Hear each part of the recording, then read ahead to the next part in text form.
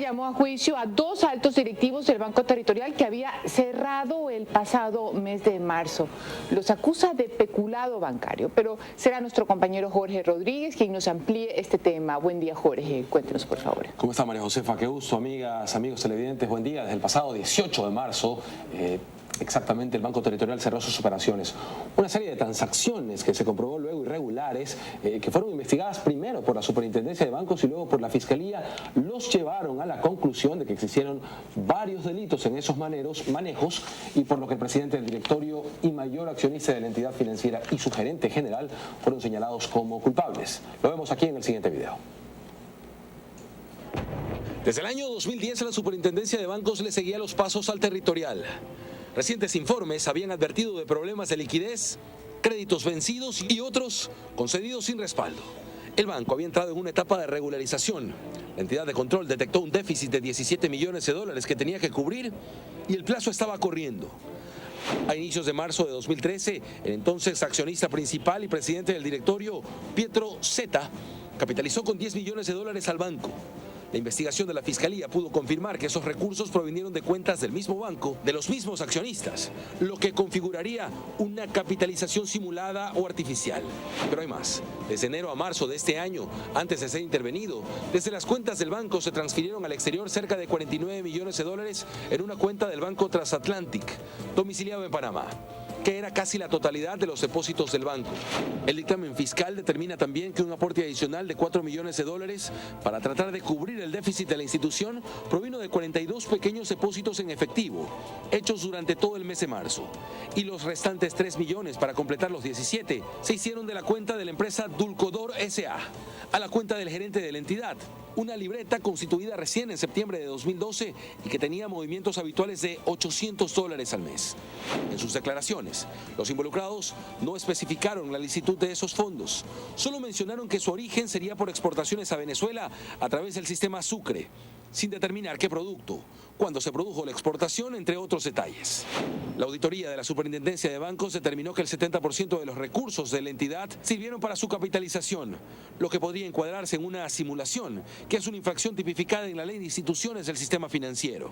La investigación comprobó de supuestos créditos del Banco Territorial a favor de Casa Tosi, beneficiados con condiciones especiales, a 5 años plazo, a solo el 9% de interés anual, con más de 400 días de gracia para pagar, y lo que es más grave, que no estaban registrados en las cuentas del banco como créditos, sino como anticipo a terceros y otorgados sin garantías.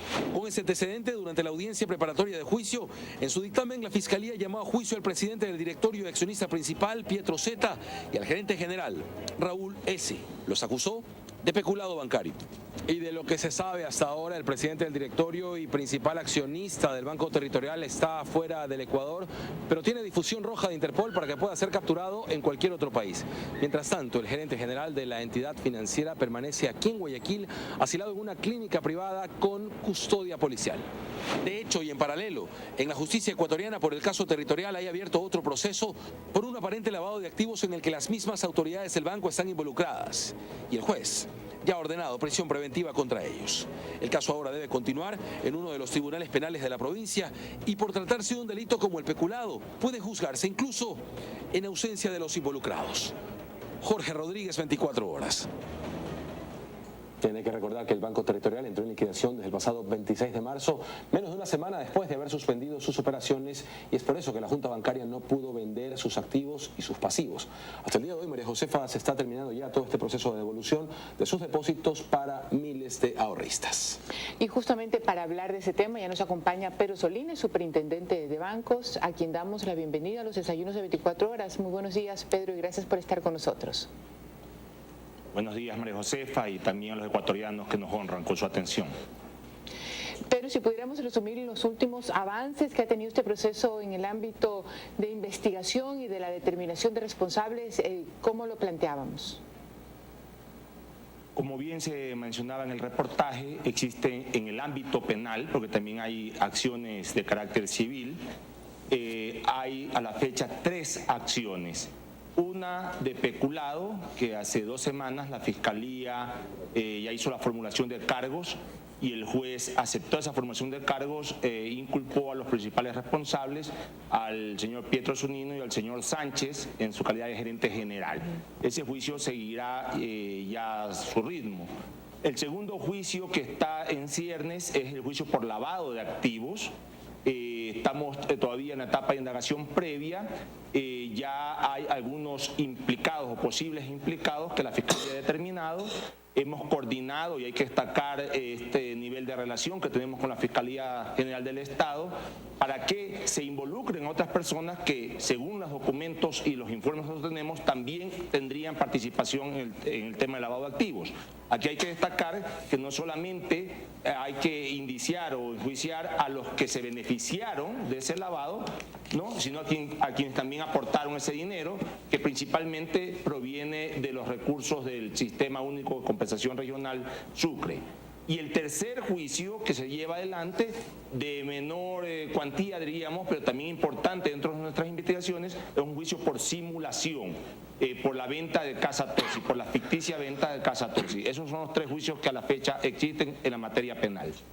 En el tema del depósito de la empresa Dulcodor, si no me equivoco, y que asciende más o menos a $3 millones más esos múltiples pequeños depósitos que generan una suma de 4 millones, me imagino yo que frente a esas investigaciones se abre un abanico de personas que a su vez pueden estar relacionadas con lavado de activos o con otras actividades financieras bancarias tipificadas en el Código Penal. ¿Hay algún avance para determinar empresas o personas naturales? Así es. Cuando se produce la caída del banco o la suspensión de operaciones decretada por la Junta Bancaria, el principal elemento de información que teníamos a esa fecha nosotros era que el señor Zunino había capitalizado el banco con dineros cuyos orígenes no estaban suficientemente determinados y que a lo mejor no eran de él. Entonces nosotros pusimos eso en conocimiento de la Fiscalía General del Estado, que a su vez inició un juicio primero por peculado. Segundo, de esas investigaciones, entre esos los dineros que usted refiere a esta compañía, que sirvieron para la ficticia capitalización o la eventual capitalización del banco, configuraron otro tipo de delito, que según la Fiscalía General del Estado lo determina como lavado de activos. Dentro del lavado de activos, aparte de la compañía y de los montos que usted ha mencionado, existen otras compañías, otras personas naturales involucradas en el tema del lavado de activos. Por eso le decía, ya el tema de peculado, hubo formulación de cargos, el juez acogió esa formulación de cargos e inculpó a dos personas, al presidente y accionista principal del banco y al gerente general. En el segundo juicio, en el de lavado de activos, dentro de las investigaciones ya habían determinado unas 2 o 3 personas que habían participado, pero en coordinación con la Fiscalía, y esperamos que la Fiscalía a su vez, también así como hizo con peculado, formule los cargos contra todas las personas, no solamente con esas 2 o 3 que están en primera fila como involucrados, determine la responsabilidad de todos los demás involucrados en lavado de activos. Pero nuestro compañero Jorge Rodríguez, que hizo la investigación de este tema, tiene alguna pregunta para usted. Señor Superintendente, buen día. Sí, es muy importante saber si el proceso de regularización que ustedes como superintendencia habían iniciado contra el territorial empezó en el año 2010. ¿Por qué se esperó tanto tiempo? ¿Por qué 3 años después recién decidieron cerrar sus operaciones y esperar a que se termine de descubrir todo esto para actuar? Daría la impresión, y yo le pido que usted me corrija si no es así, que fueron demasiado benevolentes con el banco o con sus accionistas. Buenos días, lo corrijo, no es así. Los bancos, el programa de regularización que contempla la ley no es sancionatorio, es una medida de coadyuvar. Yo también fui superintendente de compañías, allá hay la medida de la intervención, que es para coadyuvar a mejorar situaciones que están en una mala situación, perdón. Entonces, el banco presentaba problemas en el 2010, como lo pueden presentar otros bancos, y de hecho han existido otros bancos que están en programas de regularización, y eso no es un pecado, para salir de los problemas en los que se encuentra. Y por eso la ley da un plazo de hasta 3 años para ver si mejora sus indicadores o si no para entrar ya en un proceso de suspensión de operaciones y de liquidación forzosa. Porque imagínese usted, si de los 25 o 26 bancos que tuviéramos, a la aparición del primer problema en un banco, tenemos que liquidarlo, no hubiera sistema financiero. Entonces, el sistema financiero tiene que ver con la fe pública y con la sensibilidad social que puede causar el cierre de un banco. En esa época yo no era superintendente de bancos y seguros, pero creo que las autoridades de turno actuaron conforme, actuaron responsablemente y lo sometieron a un plan de regularización. Lo que sucede que a este enfermo terminal que se estaba aplicando un tratamiento para que salga de esa situación peligrosa, desmejoró sus indicadores y lamentablemente hubo que producir la muerte de ese banco, ¿no? Pero por responsabilidad se trató hasta el último de proteger los intereses colectivos, los intereses de los depositantes. Hablando de depósitos, Pedro, si no me equivoco, el Banco Territorial representaba solo el 0.75% del total de los depósitos del sistema financiero, ni siquiera el 1%. ¿Cuánto entonces tuvo que poner COSEDE para responder en el caso que tuvo que poner? Es importante lo que pregunta. A la fecha, al día de hoy, ya la mayoría, casi la totalidad de las personas naturales han cobrado todas sus acreencias. Me he reunido el día viernes con el liquidador del banco y me dicen que existen 8 personas naturales a quien todavía no se les ha pagado, cuyo monto de acreencias es por $3 millones entre todos los 8. Posiblemente esta semana mismo terminemos de pagar, porque los recursos hay. Respecto a lo que usted dice, la COSEDE al final de sus pagos invirtió más o menos $40 millones, entre 40 y 45 millones de dólares, que tiene que cobrarlos una vez que ya se termine el proceso de liquidación. Ellos tienen un orden de prelación también establecido en la ley. Una vez que se concluye el pago a las personas naturales, que es histórico en este país, en menos de 8 meses se ha terminado de pagar a más de 70.000 personas sus acreencias, cuando todavía hay rezagos de la crisis anterior, de la década anterior, que han cobrado mal tarde o nunca. Con la nueva red de seguridad financiera establecida en la nueva ley, hemos actuado de forma urgente y segura, cubriendo los depósitos de los cuentacorrentistas y cuentaahorristas. Pedro, no solamente mirando para atrás, sino para el futuro, porque finalmente es lo que nos espera. El COSEDE entonces invirtió $45 millones aproximadamente. ¿Tendría suficiente dinero para garantizar los depósitos de la banca? Porque el 1% es el territorial, sumado el porcentaje de todos los depósitos de todos los bancos, estamos teniendo una real compensación, una real garantía con el dinero del COSEDE. A la fecha, la red de seguridad financiera establece 2 grandes alcancías que yo le digo al pueblo ecuatoriano para que entienda. La COSEDES, que es para asegurar los depósitos, y el Fondo de Liquidez, que es para hacer préstamos de liquidez, tanto ordinarios y extraordinarios, a los bancos cuando presentan un tipo de problema en liquidez. Estos fondos se van incrementando con los depósitos o encajes que hacen los bancos día a día. Actualmente pues, sobrepasan los $500 millones ambos fondos. Tienen rendimientos por las inversiones que hacen y en algún momento dado tienen que llegar a cubrir la totalidad de los depósitos de todos los ecuatorianos.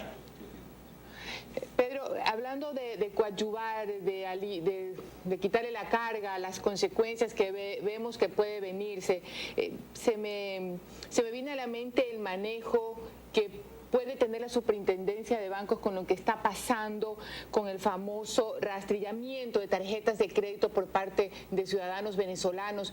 Vienen muchos los ciudadanos venezolanos a través del uso de tarjetas de crédito, sacar dineros por el tema de conveniencia para ellos por el tipo de cambio en Venezuela.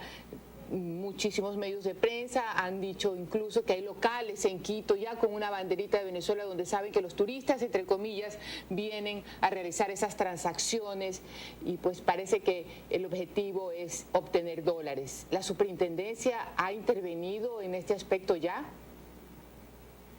A raíz de que se inicia el proceso del Sucre en el país, y más aún con el tema del Banco Territorial, hay una comisión interinstitucional donde interviene la Cancillería, la Superintendencia de Compañía, la Superintendencia de Banco, el Servicio de Rentas Internas, las aduanas, para controlar de manera coordinada e interinstitucional el tema de las divisas con todos los países, especialmente con el tema de Venezuela. En el caso que usted nos dice, yo tengo la información por medios de prensa, parece que es una reciente práctica. Nosotros no podemos estigmatizar o criminalizar las compras o las transacciones que hagan a través de tarjetas de crédito los venezolanos, ¿no? Eso afectaría muchos derechos, inclusive los derechos humanos e internacionales. Pero sí tenemos como autoridades la responsabilidad de advertir a los oficiales de cumplimiento de las instituciones financieras que verifiquen la normalidad de esas transacciones. No, y le pregunto porque el SRI ya ha actuado en consecuencia, ya ha visitado algunos locales que estaban destinados a recibir estas transacciones y con la presencia del Servicio de Rentas Internas parece que han detenido estos rastrillamientos en tarjetas de crédito, pero como obviamente está vinculado al manejo y al control de la Superintendencia de Bancos, quería saber si la Superintendencia también había hecho algo parecido a lo que ha hecho el SRI, ¿no? Le reitero, nosotros no podemos prohibir que ciudadanos venezolanos realicen transacciones con tarjetas de crédito. No podemos presumir su culpabilidad o irregularidades. Lo que tenemos que hacer con las otras autoridades, entre esas el Servicio de Rentas Internas, que también tiene competencia en la materia, cruzar información y cruzar acciones al respecto. Muchísimas gracias, Pedro, por estar con nosotros en los desayunos de 24 horas. Muy gentil por toda la información que nos ha brindado. Y gracias también a nuestro compañero Jorge Rodríguez por ese reportaje de investigación.